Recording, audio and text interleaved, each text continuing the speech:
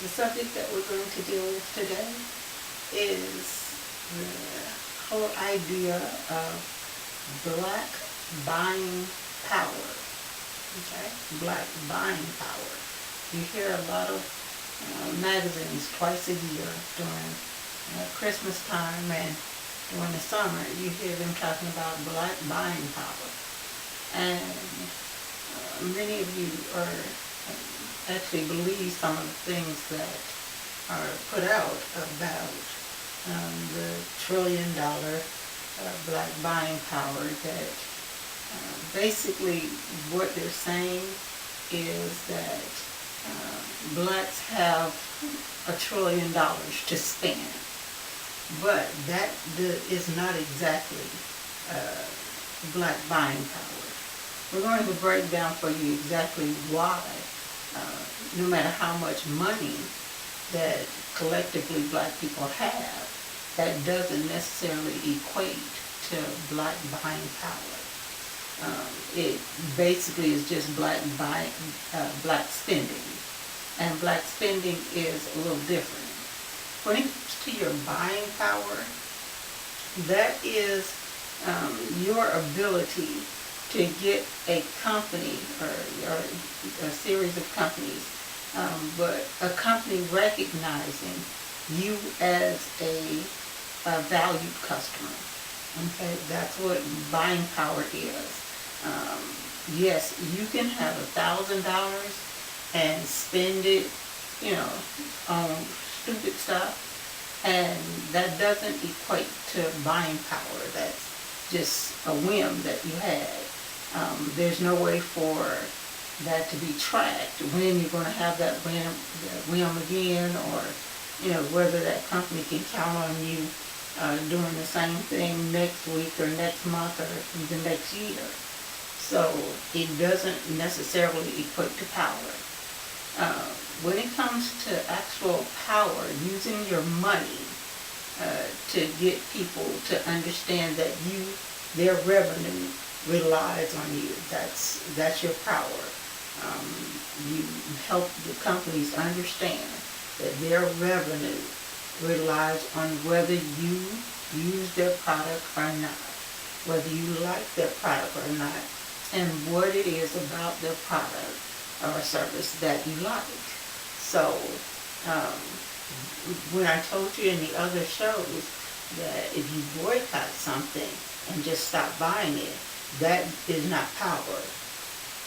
Letting the company know why you're boycotting it and why you stopped buying it is your power. So we're going to talk about black spending, and then we're going to talk about how to turn that actually into a black buying power. So let's say you have you see all of these rappers, and they have $1 million. Well, you could take $1 million, and you can have $1 million, and you can spend $1 million on all kind of crap. And at the end of it, you have a bunch of crap. None of the companies that you bought from may necessarily even know, that you bought their product or why you bought their product. But when you have a entertainer that says they only buy a certain kind of alcohol, or they only buy a certain kind of clothing line, or whatever it is, that is that entertainer basically exerting their power of deciding where their money is spent. Now, loyalty is great, saying that I'll only buy certain products from certain companies. That's great, but there is a diminishing of your power when you buy from that company, no matter what. So if you like iPod, or you're an Apple person, if Apple knows that you're going to buy Apple products no matter what, while they can count on your revenue, there's nothing that makes them give you any better product, because they know that whatever product they come out with, you're going to buy, because you're an Apple person. They try to, come out with stuff that would be okay with you, but they know that you're a loyal customer either way. The same thing you'll hear people say politically with Democrats. You have black people that are Democrats, and business tax dollars also pay them to work for business. So it becomes a question of whose tax dollars are actually paying them. Just because you could be, paying $200, $500, $1,000 in taxes, and that could be going for roads and street lights and schools and whatever. It doesn't necessarily go to those candidates. It doesn't necessarily go to those politicians. You assume it does, but your $1,000 don't go to. You're liable to spend at least a couple of $1,000s without even knowing. There are people that from November to December go through $2,000 for buying presents and different things, and they're just thinking. They go into a store and they walk out and they've spent $300, or they walk out of another store and they spend $250. That's spending. That's not power. When you have a list of things that you're going to buy, and you've already checked out the competition for each of those products, when you go in and say, I'm buying this product because it has these features, and these are the features that I need for my business, these are the features that I need, for whatever.